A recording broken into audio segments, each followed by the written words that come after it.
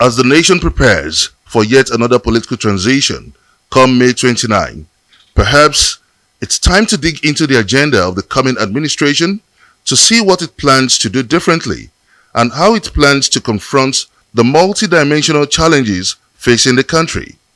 Shifting politics away from governance to set agenda for Nigeria's economic growth.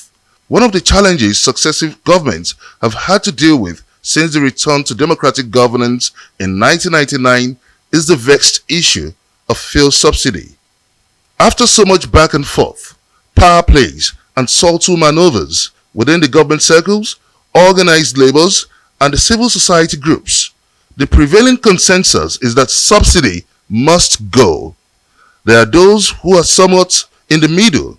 The subsidy regime is so shrouded in secrecy that no one knows the actual amount of money spent subsidizing fuel.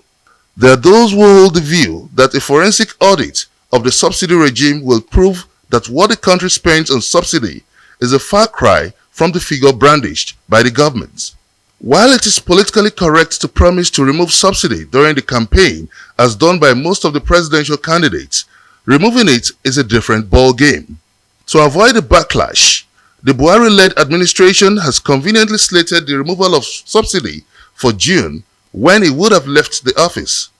If his election is upheld at the tribunal, Bola Tinubu, who had been declared the president-elect, committed himself to removing subsidies during the campaign. To make it easier for his successor to manage the economic crisis that is likely to follow the abolition of subsidy, Buhari has secured $800 million as palliatives. However, the plan by the government to spread its facility across 50 million people has continued to raise more questions and a few answers.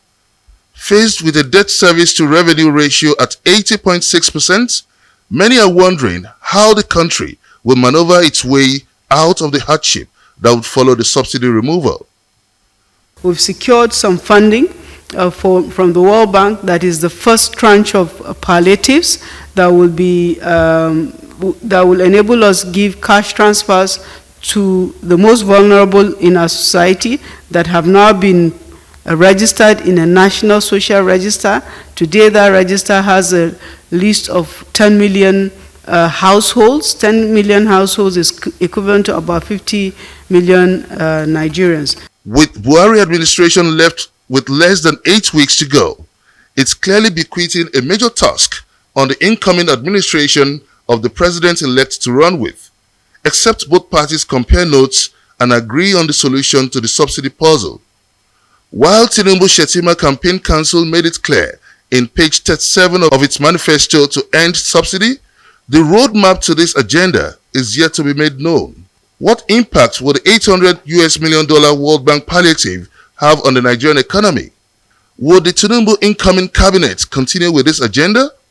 Is there the political will, the resources, and the mandate to make a difference in a desperate polity that cries out for intervention? For Tinubu, the honeymoon will soon be over. The real work will begin. Benga Ashiru, Arise News.